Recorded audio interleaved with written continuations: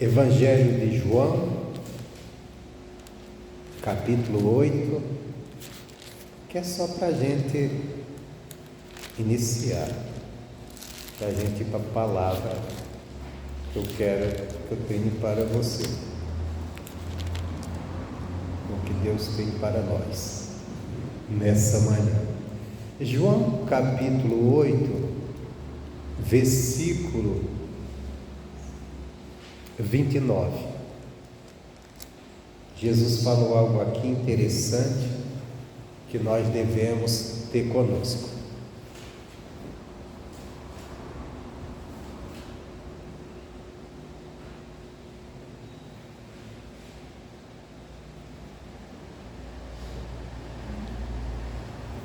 Tem uns irmãos que quando baixa o feriado, eles tiram feriado também de Deus. Eles tiram folga de Deus, né? Jesus voltar no feriado, esses ficam para trás que não querem subir. Não atrapalha Jesus meu feriado. Deixa eu por aqui. João capítulo 8, versículo 29 diz assim: aquele que me enviou. Encontraram, gente? Aquele que me enviou está comigo. O Pai não me tem deixado só. Olha que palavra maravilhosa Jesus está dizendo aqui. Ele está dizendo que o Pai enviou ele e está sempre com ele, está ali com ele. Aquele que me enviou, ele está comigo. Deus, Ele nos alcançou em Cristo Jesus e Ele tem que estar sempre conosco. Nós temos que ter a convicção: Deus está comigo no nosso dia a dia. Nós temos que ter essa convicção. E Ele diz assim: o Pai não me tem deixado só. Nós temos que ter essa convicção: não, Deus não me deixa só. Agora, para ter essa convicção, o que é necessário? Ele diz: porque eu faço sempre o que lhe agrada. Amém? A gente temos que estar procurando fazer sempre o que agrada a Deus. Isso pode ser numa conversação, quando nós estamos conversando com alguém, a gente tomar cuidado no que está saindo da nossa boca. Isso aqui agrada a Deus? Às vezes as pessoas vêm fazendo comentários sobre alguém, comentários sobre situações, e nós precisamos olhar esse comentário. Se eu me envolver nessa conversação, isso aqui agrada a Deus? E também nas nossas ações, tudo que nós fazemos no nosso dia a dia, porque Deus tem que estar, como Jesus disse, que o Pai não tem deixado só. Nós temos que estar convictos: eu não estou só, Deus está comigo, Ele não me deixa só. E Deus não está no meio de nada errado. Por exemplo, às vezes a pessoa diz: mas eu não faço nada de errado. Mas às vezes se ajunta para ouvir coisas erradas acerca do que não deve. Então, se chega numa conversação, vê que aquela conversa, o rumo daquela conversa não tem nada a ver que agrada a Deus, não se envolve com aquilo. Desconversa, sai, ou entra com uma conversa saudável, uma conversa que vai quebrar aquilo ali. Amém, Jesus? Que é fácil. É só ver, por exemplo, você chega, alguém está lá falando mal do outro. Você sabe que as pessoas gostam de ouvir você falar mal de alguém. Se você começar a falar bem de alguém, as pessoas não dão muito ouvido. Mas se você começar a pegar lá os podres de alguém e falar para outro, vai ter um bocado de gente dando ouvido. É mesmo? Ele fez isso? Ela fez isso? É dessa maneira? E ali a conversa vai. Aí a fofoca está pronta, né? Não, mas não estamos falando mal, não. Estamos falando da verdade. Não, estou falando mal. Se não estivesse falando mal, estava falando para a pessoa. Não é verdade? Não, eu não estou falando mal, não. Tá bom, então você não está falando mal, então eu vou falar para ele. Aí você escuta, eu que é para a pessoa: não, fala não, estou dizendo para você. Quando alguém quer fofocar para você, já vem com essa conversa: vou dizer para você, não fala para ele não. Então já é fofoca, já é conversa, já não dá para prestar atenção, porque você não vai, se a pessoa tiver com problemas, você não vai resolver, o outro não vai. Então, irmão, vamos orar por ele. Amém, Jesus? Por quê? Porque nós temos essa convicção, Deus está sempre comigo, mas Deus está sempre conosco quando nós também estamos fazendo sempre o que lhe agrada. Jesus disse: o Pai me enviou, está comigo, porque eu faço sempre o que lhe agrada. E porque é importante que Deus ele encontre liberdade de estar conosco. Porque quando Deus está com alguém, aquela pessoa tem bom êxito naquilo que faz. Porque mesmo se tiver dificuldades na vida, Deus ele é especialista em solucionar problemas. Seja o problema que você enfrente, ele vai solucionar. Jesus estava sempre cercado de pessoas problemáticas. As pessoas que estavam lá desfrutando seus banquetes, estavam lá nos palácios, estavam lá vivendo a sua vida numa boa. Quem era que corria até Jesus? Pessoas que estavam doentes, aleijados, coxos, paralíticos, e Jesus tinha sempre a solução para eles. Amém? Então nós precisamos estar sempre fazendo o que agrada a Deus, para que Deus esteja sempre conosco. E se Deus estiver conosco, os problemas que vão surgir na nossa vida, e eles surgem, Deus tem a solução. Amém? Ele tem a solução. Jesus tinha sempre a solução, e Jesus deixou isso bem claro aqui. E sempre que Deus esteve com alguém, Deus ele esteve resolvendo os problemas daquela pessoa, e problemas às vezes que não era nem dela, mas que Deus estava ali para abençoar através dela. E isso que me chama a atenção é da vida de José, filho de Jacó, que foi levado para o Egito e se tornou lá um grande homem.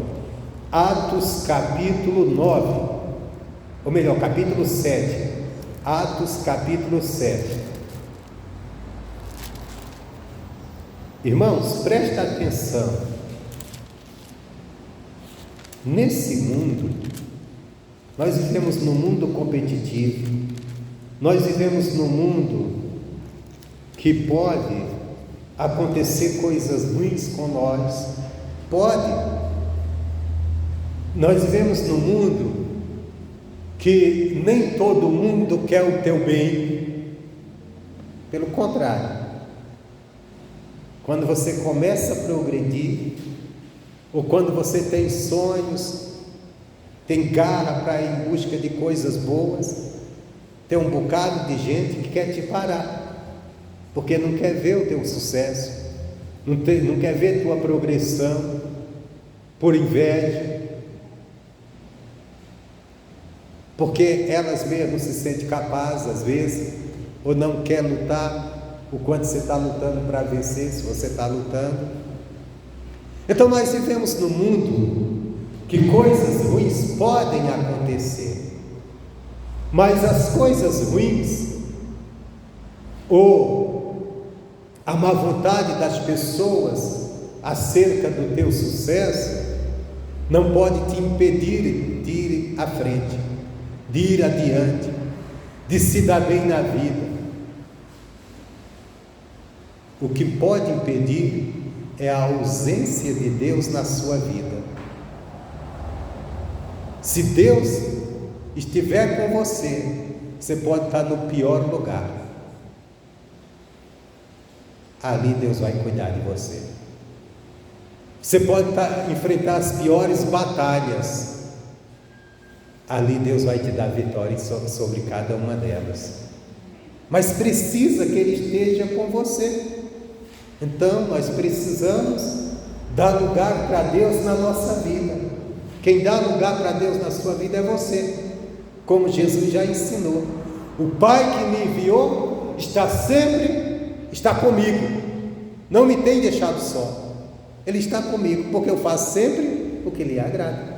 Então nós precisamos aprender, fazer sempre o que agrada a Deus. Amém, Jesus? E principalmente, isso aqui é bem importante, principalmente Nós precisamos tomar cuidado nos momentos das lutas, das dificuldades, porque tem pessoas que não faz nada de errado para atrapalhar a vida dos outros, mas tem uma boca para amaldiçoar a si próprio, que é uma maravilha. Amaldiçoar como? Tem gente que quando enfrenta qualquer luta, abre a boca para reclamar, para murmurar, e espanta Deus na sua vida. Não, mas eu tenho que demonstrar que eu estou chateado, eu tenho que demonstrar que eu não estou bem. E vai ajudar em quê? Vai ajudar em quê? Cara feia não espanta problemas. É verdade? Não espanta. Ah, eu tenho que mostrar que estou triste, coitado. Para quê? Eu tenho que mostrar essa droga. Isso vai ajudar? Deus não mandou a gente ficar confessando coisa ruim, mas confessarmos a promessa dele em todo tempo. Em tudo dai graça. Às vezes o pecador nos dá exemplo a muitos cristãos. Eu estava vendo esse dia uma entrevista do cidadão aí, e ele estava contando a trajetória dele, que ele logo cedo perdeu o pai. O pai adoeceu e ele perdeu o pai. Em seguida, poucos dias depois, morre a irmã dele também. Depois morre a mãe dele, e ele fica jovem, muito jovem, sozinho. Eu não estou falando de uma pessoa cristã, não, ali é pegar Deus. Só que ele conhecia a palavra de Deus. E a pessoa que estava entrevistando ele, não sou famosa, não vou falar nome não. E o entrevistador disse assim: cara, mas com tudo isso você passou, você não perdeu a esperança, a confiança, nada, aborrecimento? Ele disse: não, eu aprendi que lá na Bíblia está escrito em tudo dai graça, ela está dizendo que é em tudo.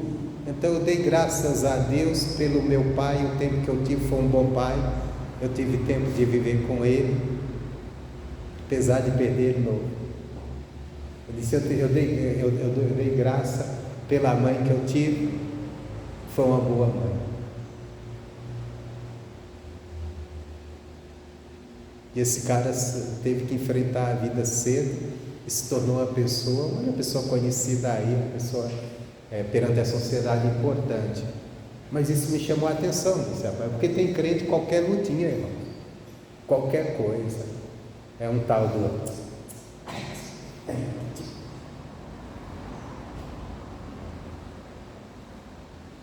Tem gente que vive numa situação, porque a sua confissão na hora das dificuldades, das lutas, é só a palavra ruim que sai da boca,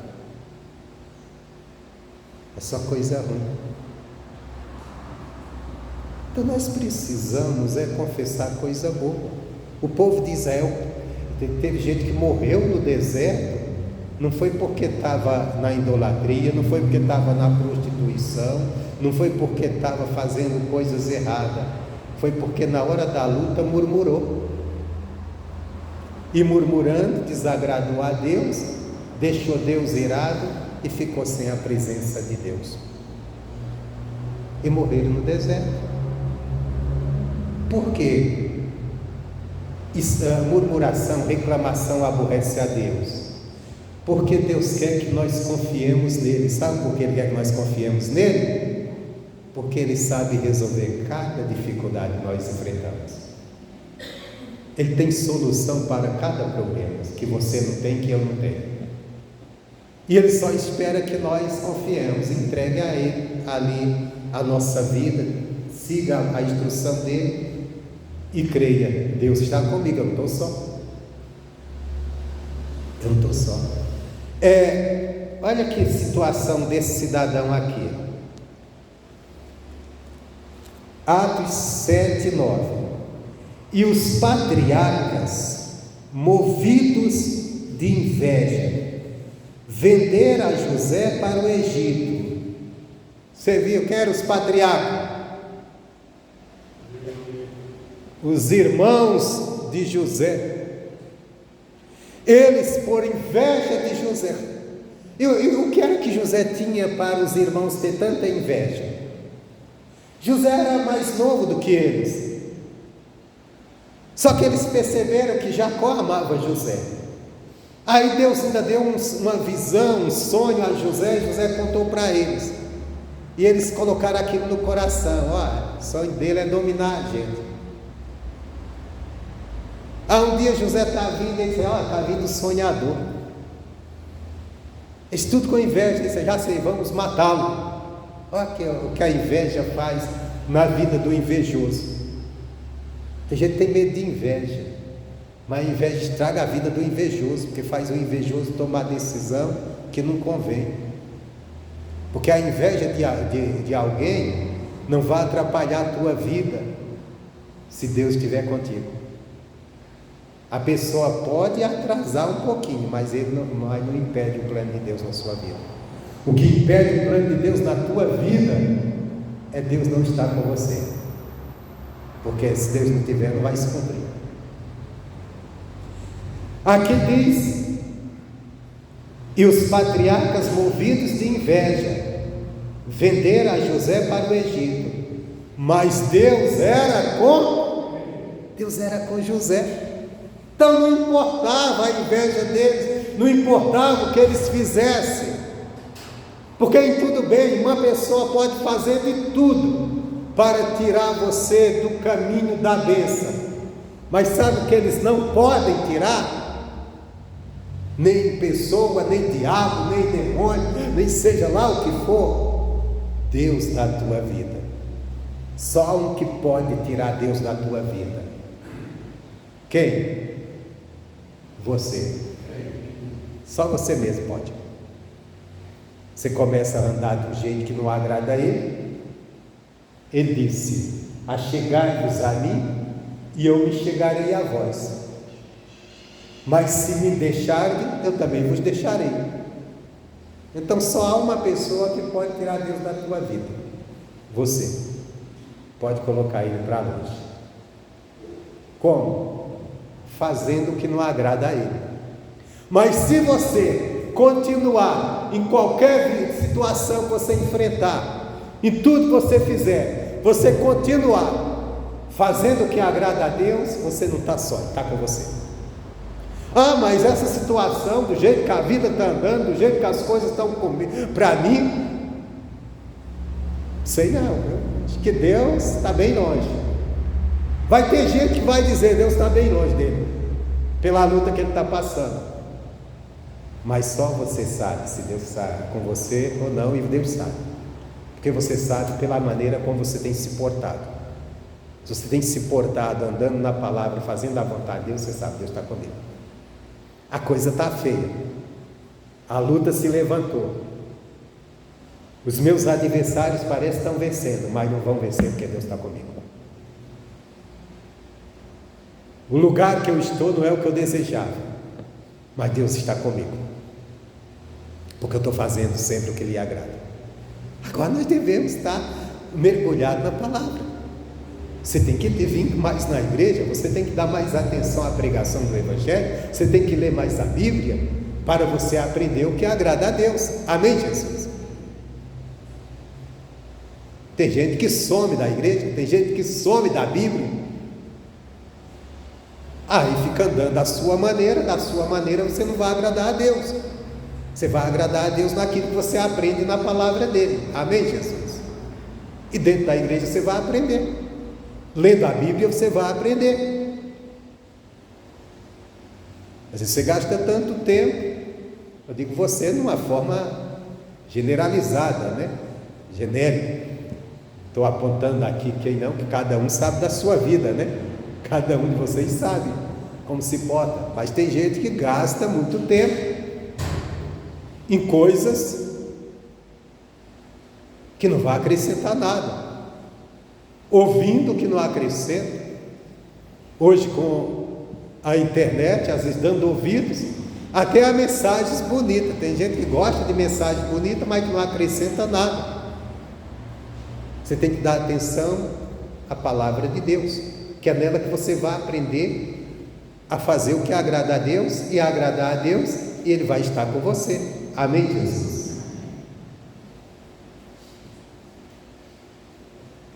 Você tem que estar atento a isso, porque não tem como eu agradar a Deus fora da palavra dele.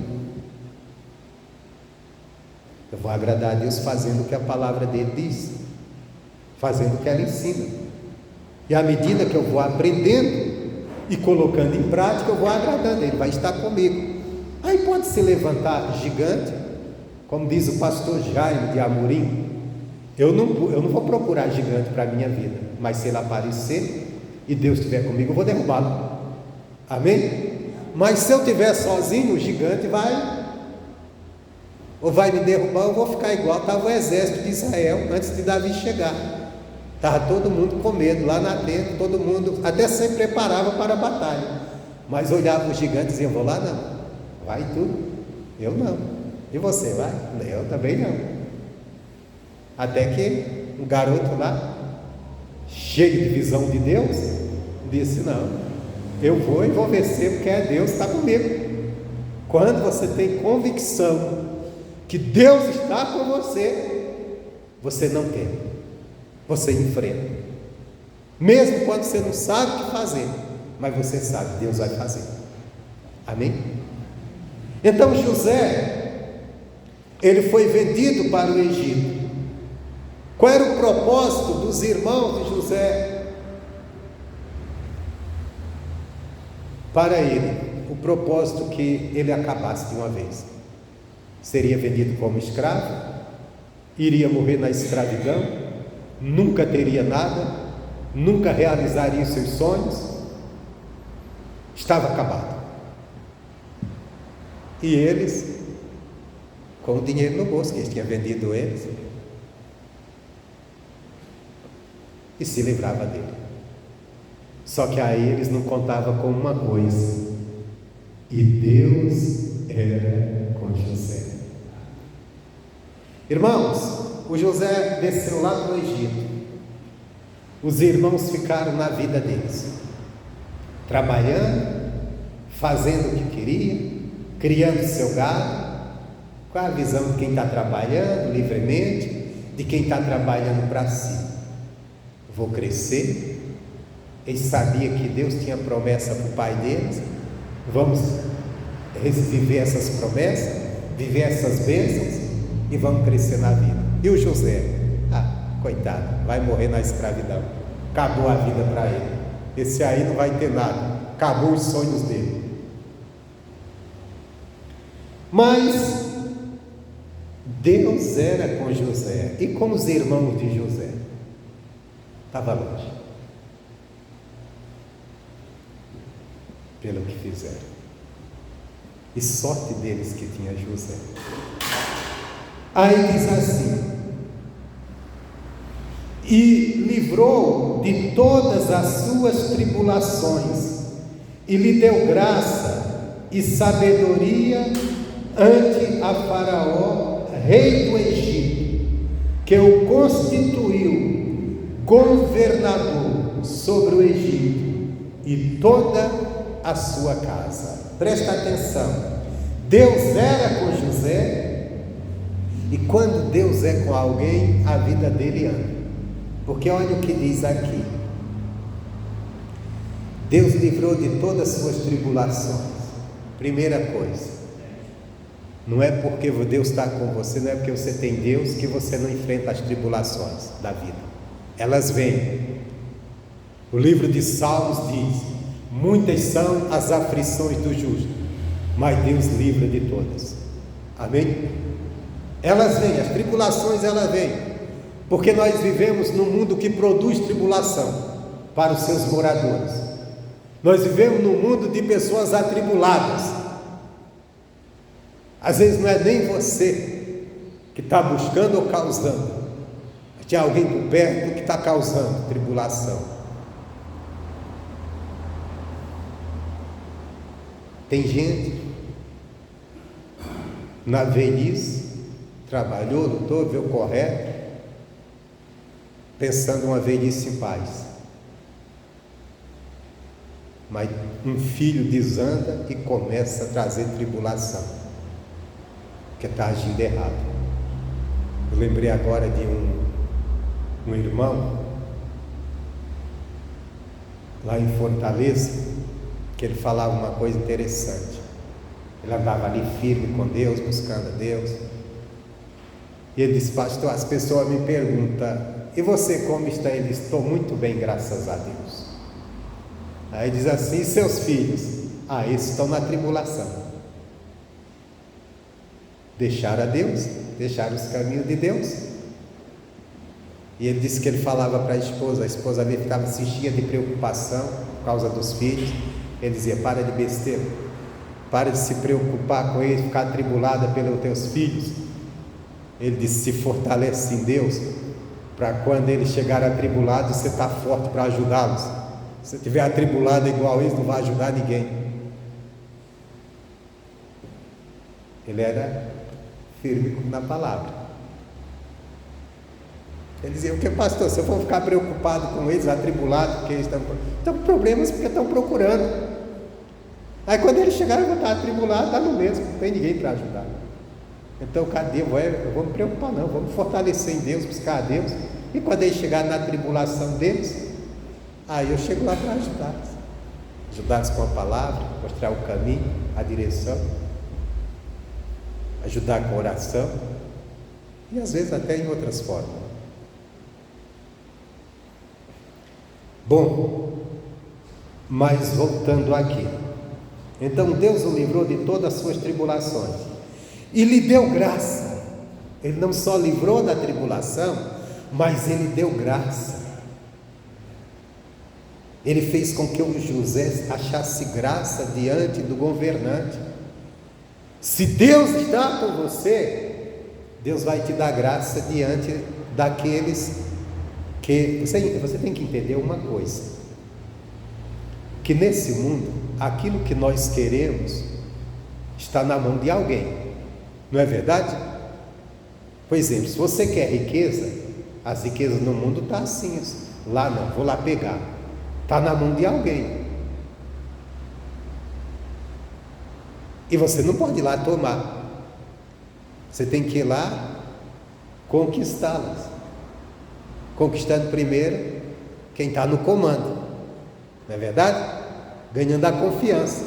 Você trabalha numa empresa, você quer crescer naquela empresa, você tem que se aperfeiçoar, mostrar o seu valor, para você ganhar a confiança do seu patrão, para ele te promover.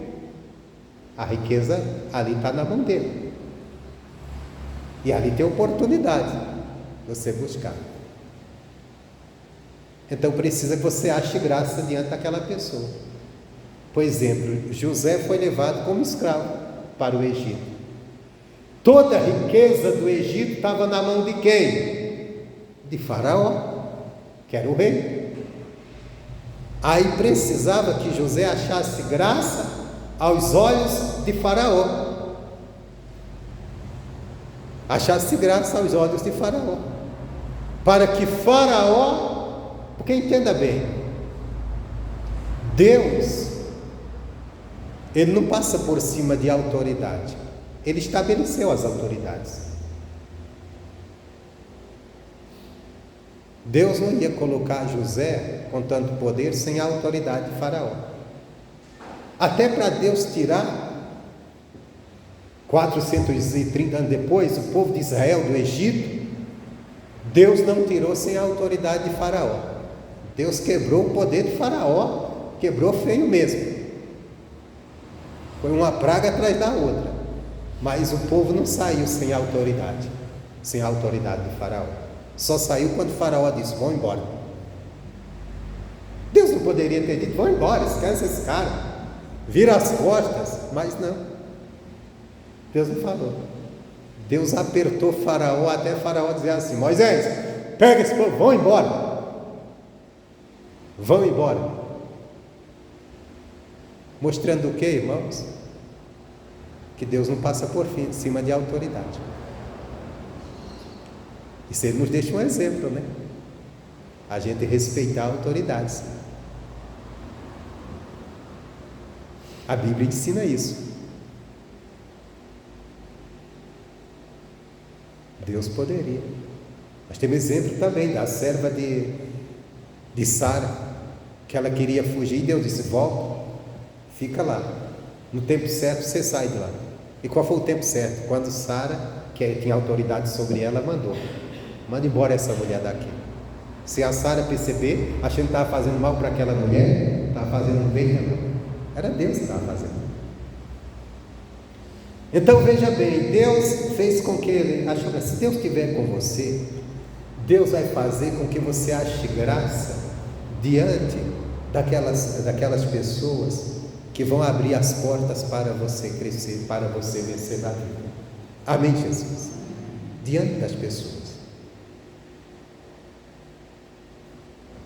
Ele vai. Então, Deus lhe deu graça e deu também o quê? Sabedoria. Lá em Eclesiastes, a Bíblia diz que o dinheiro é muito importante. É tão importante que ele responde por todas as coisas nesse mundo. Diz assim: mais excelente que ele é a sabedoria, por mais que ele responde por tudo. Porque com sabedoria você adquire o dinheiro e mantém ele com você. Sem sabedoria você não consegue. E se conseguir, não vai manter. Se conseguir, por exemplo, teve gente que um dia, sem sabedoria, conseguiu um dinheiro, às vezes na sorte, ganhou um prêmio grande, depois perdeu tudo, está na miséria. De vez em quando a gente escuta isso das pessoas famosas, né? Que um dia conquistou muito dinheiro, às vezes até pessoas talentosas, que tinham talento. Por exemplo, jogador de futebol. Você mexer aí, você vai encontrar um dia um jogador que foi talentoso, com talento dele de jogar bola, ele ganhou muito dinheiro. Agora me vem à memória o nome de um aqui. Aí deixa o rapaz para lá. E hoje a vida do cara não está lá essas coisas não. Sabe por quê? Porque ele teve o talento para ganhar, mas não teve a sabedoria para manter. Então o dinheiro responde por tudo. Mas mais excelente que o dinheiro é a sabedoria. Porque a sabedoria faz você ganhar o dinheiro e mantê-lo com você. O saber. Então Deus deu graça e sabedoria. Porque se só desse graça, que o faraó olhasse, não, quer saber? Eu vou colocar esse rapaz nessa posição de governador, mas não desse sabedoria, o José não sabia o que fazer naquela posição. Tem gente que fica sonhando com posição alta. Tem gente que até inveja, trabalha numa empresa e ele tem inveja do outro que foi promovido, mas se ele fosse promovido, ele ia perder por não ter sabedoria de cuidar daquilo. Eu lembro, por exemplo, um caso que aconteceu numa troca de liderança aqui nesse estado, e eu lembro de um pastor nosso, que o pastor anterior, o líder estadual, ele tinha um grupo de pastores ali mais próximo, e quando trocou, um deles disse assim: rapaz, agora é nossa oportunidade, vamos colar nesse novo pastor, líder, antes que aqueles caras cheguem junto para a gente ter oportunidade. E ele fez isso, e se grudou no outro líder, e ele conseguiu até pegar uns trabalhos mais fáceis de desenvolver, como ele queria, só que ele não deu conta. Chegou um dado momento que ele teve que sair fora até do estado, que ele estava inconformado, porque o que ele pegou não foi à frente, estava faltando sabedoria, não bastava bajular. Por isso ninguém deve bajular, ninguém deve se grudar em Deus e servir os demais. Então nós temos que aprender a ter Deus conosco, porque Deus vai dar graça, vai te livrar das tribulações e vai te dar sabedoria. Você imagina se Faraó chegasse e dissesse: não, José, agora a partir de hoje você vai ter esse poder todo que ele deu a José, e José não tivesse sabedoria de como lidar. Nós vemos isso em alguns que Deus levantou como rei e não tiveram sabedoria de viver o reinado. Por exemplo, quando Deus ele rompeu o reinado de Israel, tirou a maior parte da mão do filho de Salomão, ele entregou ao cidadão e disse assim: olha, se você não partir para a idolatria, fazer minha vontade, eu vou te abençoar como eu fui com Davi. O que foi que o cara fez? Ele assumiu o reino, fez besteira, fez um bezerro de ouro, encheu Israel de idolatria. Aí Deus foi lá e destruiu aquele reino. Faltou sabedoria. Jeú, que Deus deu uma missão para ele, de acabar com a casa de Acabe e assumir o reino no lugar de Acabe. Jeú era um comandante do exército, não era para reinar, que tinha que reinar era o filho de Acabe. O Jeú foi lá, fez tudo como Deus mandou, acabou com o rei, acabou com todo mundo e assumiu o reinado.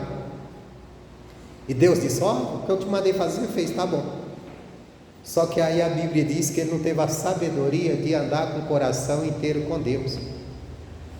Ao mesmo tempo que ele destruiu com a idolatria do rei, ele trouxe outra.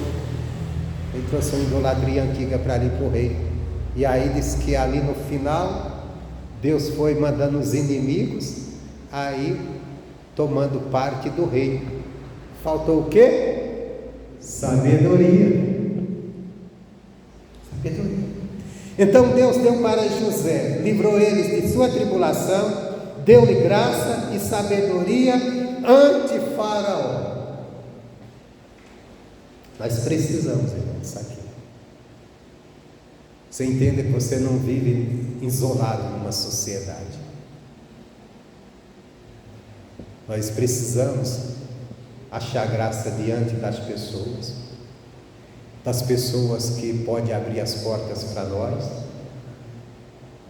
E quem pode nos dar, não é bajulando não, querendo viver. Tem gente que é uma bajulação, uma coisa que dá até nojo, né? Não, é servindo a Deus, fazendo as coisas certas, para que Deus esteja com você e Deus abençoe, e tudo que você faça dá certo, porque a pessoa vai ver, ele vai ver tuas qualidades. Por que foi que José encontrou graça ante a Faraó? Porque Faraó olhou para José e viu sabedoria. Quando ele viu sabedoria, disse: quem é mais sábio do que esse homem? Então eu vou colocar ele nessa posição. Porque entenda bem, José foi chamado à presença de Faraó para revelar o sonho de Faraó. Mas José não só revelou o sonho, José revelou o sonho e deu um conselho. E o conselho foi tão sábio que o Faraó disse assim: que homem há mais sábio que esse? Então é você mesmo.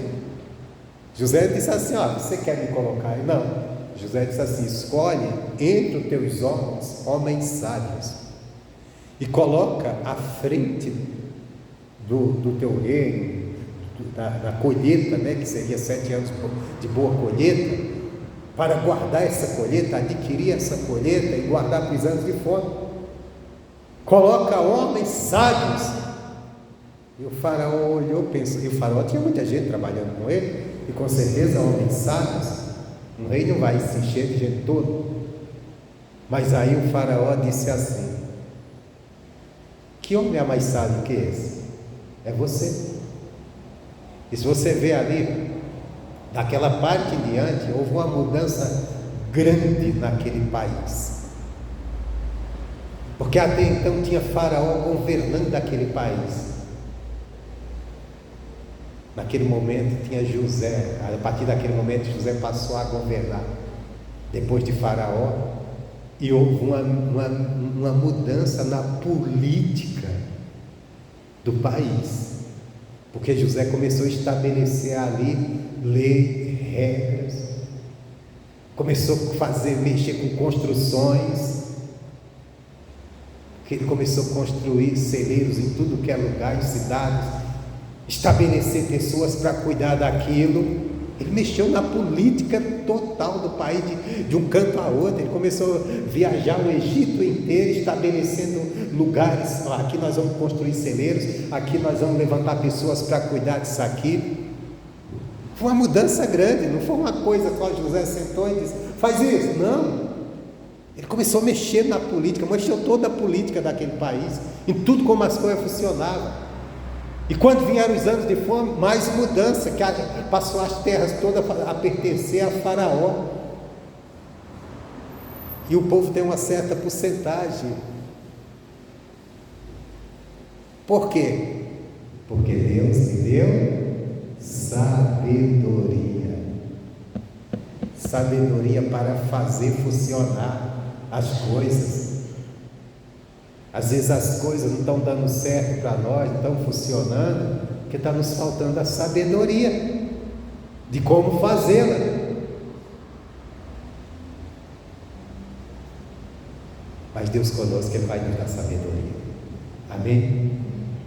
Agora nós precisamos ter Ele conosco, não estar sozinhos. Em nada que estamos fazendo, Deus tem que estar conosco, não podemos estar sozinhos. Jesus disse: meu Pai, Ele não me deixa só, Ele está comigo, eu faço sempre o que lhe agrada. Então tudo que nós devemos fazer tem que estar agradando a Deus, para que aí quando nós estivermos nos deslocando, Deus está ali conosco. Aí diz assim: e o constituiu governador sobre o Egito e toda a sua casa. E sobreveio então a todo o país do Egito e de Canaã fome e grande, o que, gente? Tribulação. Que veio na frente: fome, grande tribulação. E nossos pais não acharam o que? Alimentos. Vamos voltar lá atrás. Os irmãos de José, os nossos pais aqui são os irmãos de José, que ele fala. Os patriarcas venderam José e disseram: acabou os sonhos dele, acabou a vida dele, e nós vamos trabalhar livre dele, vamos prosperar, vamos crescer, vamos ter fartura, enquanto ele vai morrer sem nada na escravidão. Só que os pais, os irmãos de José estavam sem Deus, porque Deus não estava naquele negócio sujo. Deus estava com José, estava com o escravo. Agora, passaram os anos, José reinando no Egito, governando todo o Egito, cheio de riquezas. Entra agora anos de fome, o Egito cheio de fartura, e José no comando. E os irmãos de José que trabalharam, que não foram para a escravidão, que tiveram tempo de prosperar, de enriquecer, onde eles estavam? Na tribulação. Não achavam o quê? Nem alimento. Mas eles tiveram todo o tempo livre para trabalhar, para adquirir riquezas, para acumular. Mas eles não estavam pobres, eles tinham riquezas. Só que o que eles tinham não servia para comer. Eles tinham ouro, tinham prata. Eles tinham. Que quando eles desceram para o Egito, eles levaram ouro para pagar. Levaram dinheiro. Mas não dava para comer. José tinha aquilo que mais eles precisavam: alimento. O que você mais precisa na vida é de alimento. É de alimento. Por isso que Jesus disse, ele repetiu, já estava escrito: nem só de pão vive o homem, mas de toda a boca que sai da palavra de Deus. O que é isso? Que você precisa de pão, como também precisa da palavra. Ele disse nem só de pão, ele não disse que você não precisava, ele disse nem só de pão, dando a entender que você precisa de pão. Se você não tiver o alimento, você morre. Então você precisa se alimentar, você precisa do alimento, e como também de toda a palavra de Deus, que é o alimento espiritual. Precisamos dos dois alimentos. E diariamente. Você que é preguiçoso para ler, que o brasileiro na maioria é preguiçoso de ler, joga a preguiça de lado e lê sua Bíblia todo dia, viu? É verdade. Tem gente que diz: não lê não, tem uma preguiça. Joga essa preguiça de lado. Essa preguiça foi uma semente que o diabo colocou em você, que você tem que tirar, essa preguiça de ler a Bíblia. Carrega essa semente do diabo não. Enfrenta ela, passa por cima dela e vai ler a Bíblia todo dia. Todo dia tira um tempinho, no seu tempo, por corrido que seja, para você fazer sua oração e ler a Bíblia. Nem que seja um capítulo, um versículo ou dois, mas leia. Vai te ajudar. A maior parte do povo estão dentro da igreja, estão sofrendo e não resolve nada. Tem até gente que já saiu da igreja dizendo: estava na igreja, saí, não resolveu nada. E não vai resolver nunca enquanto ele não aprender a dar atenção à palavra. Porque tem gente que na igreja resolve, esperando que o pastor resolva o problema dela. Só que o problema dela não é o pastor que vai resolver, é ela, quando ela aprender a se dedicar a ler a Bíblia. Mas é a pessoa que não sabe ler, que não sabe ler, sabe ouvir. Todo dia o missionário está pregando na televisão. Temos culto 3 vezes na semana. Se dedica mais a buscar. Para com a preguiça. Vai ajudar você. Essa preguiça de ler a Bíblia. Pastor, eu vou ler, dá um sono. Sono de Satanás. O diabo te colocou esse sono. Não tem sono para fofocar às vezes? Tem gente que não tem sono para fofocar. Chega alguém para conversar, falar mal. Você ficou sabendo que fulana fez o quê? Está sabendo? E a pessoa fica lá horas e horas dando ouvidos. Aí pega a Bíblia. Nossa, está lançando isso aqui. O diabo colocou esse sono, irmão. Vence isso.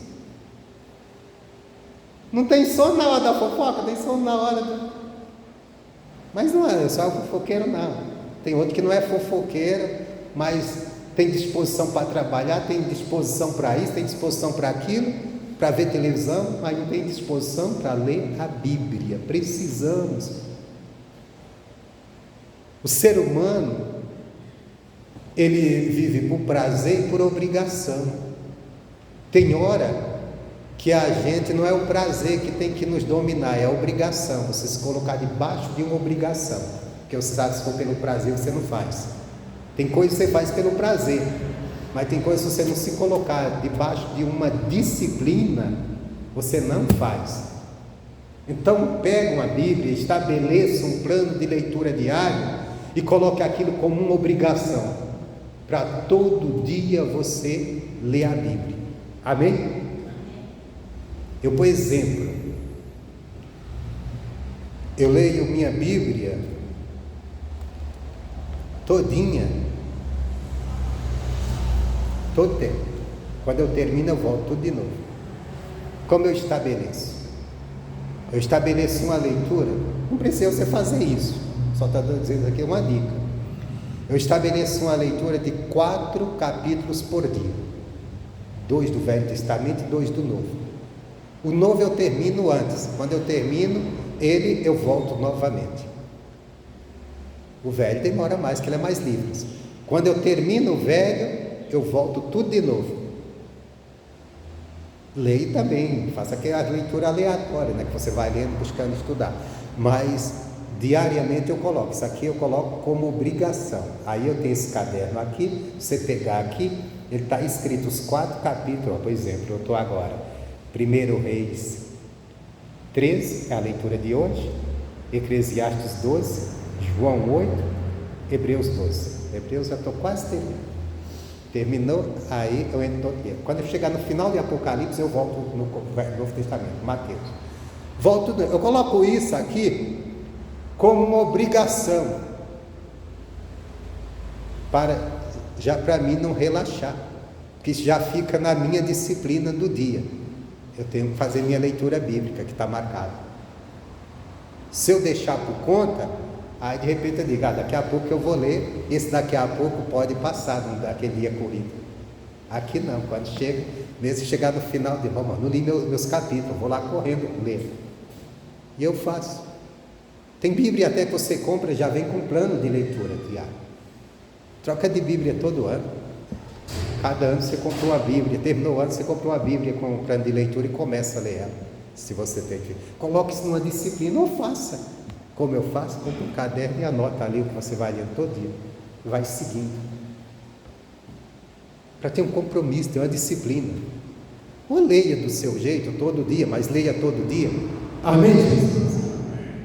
Mas não deixa, porque tem gente que está 10 anos na igreja, 20 anos, não lê a Bíblia, quase não vê o culto, de vez em quando escuta o que precisa, e só vive reclamando da vida, e não muda nada, e fica esperando que o pregador resolva seus problemas, que a igreja resolva seus problemas. Um dia está numa igreja, outro dia está noutra, buscando qual a igreja que vai resolver. E às vezes tem bênção, você entra dentro da igreja e recebe uma bênção, mas Deus não quer dar só uma bênção isolada. Quando eu era pecador, eu entrei na igreja e recebi uma bênção um dia. Eu trabalhava numa escala, trabalho de segurança, numa escala de 5x1, e sindicato só faz besteira.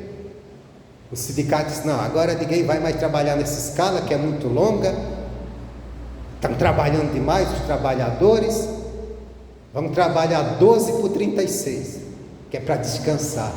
Descansar e ficar sem dinheiro? Cara, mas por que eles faziam isso? Porque ia gerar mais emprego e eles iriam arrancar mais dinheiro dos trabalhadores, que é o que o sindicato faz. Ele não faz quase nada pelo povo, ou nada. Aí fizeram, aí caiu a escala, meu salário caiu pela metade. Eu tive que sair do lugar que eu morava, e morar num cubículo lá. Chegava o cidadão era no fundo da casa do camarada, ele criava um cachorro, chegava, estava cheio de peito de cachorro, minhas coisas. Depois, para melhorar, entrar lá, roubaram minhas coisas. Aí um dia eu estava desesperado, eu não era de Deus, vivia numa cachaçaiada danada. Aí eu passei numa igreja, em frente a uma igreja, estava vindo do boteco, o boteco fechou, e eu estava naquele dia, disse assim, o boteco fechou agora, não quero ir para casa.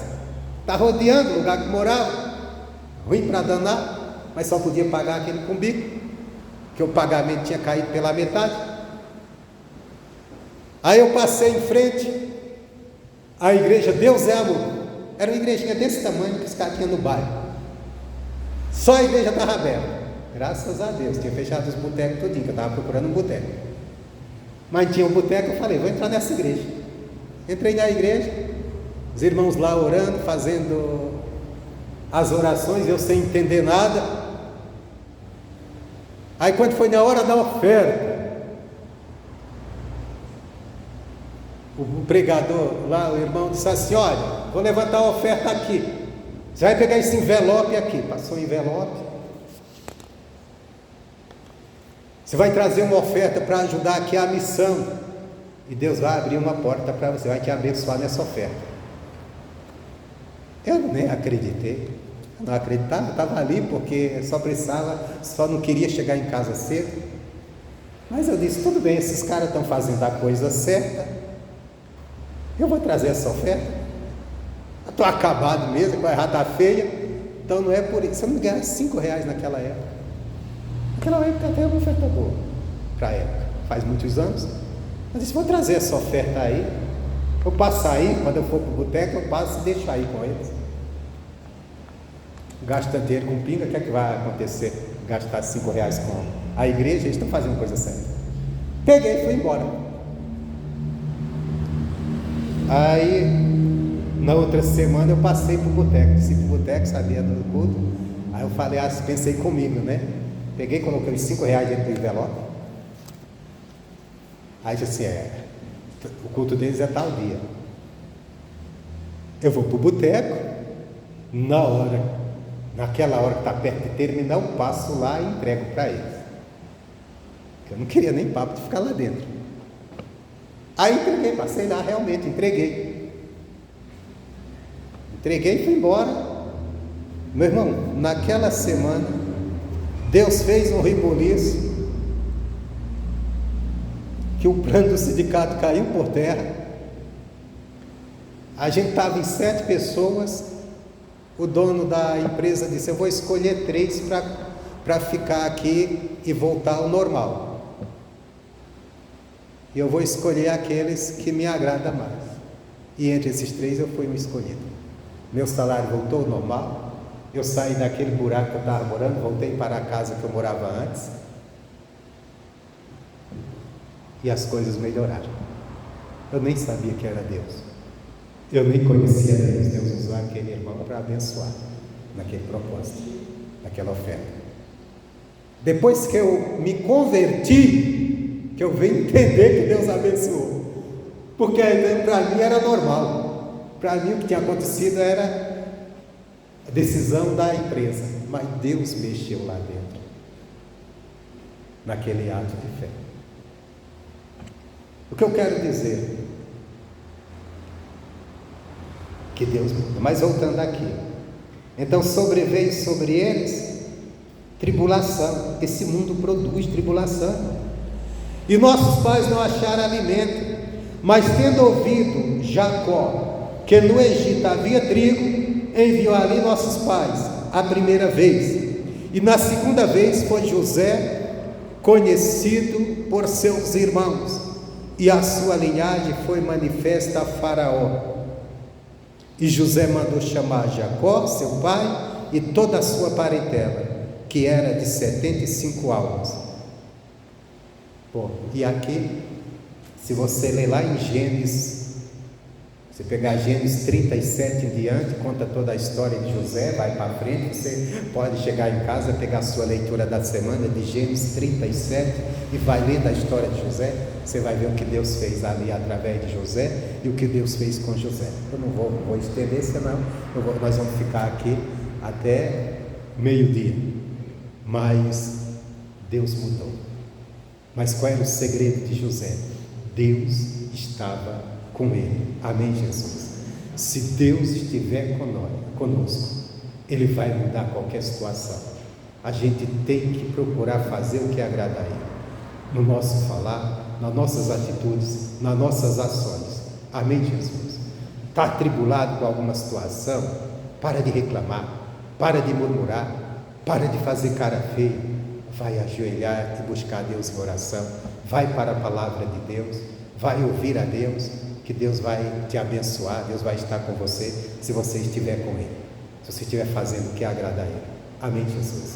E aí Ele vai fazer coisas grandes. Ele foi com José e Ele mudou não só a vida de José, Ele mudou a vida de todos, até dos transgressores. Ele fez dos irmãos de José, porque se não fosse por José, todos tinham morrido de fome. Mas aí Deus salvou toda uma nação. Através de quem? De um homem que andava com ele.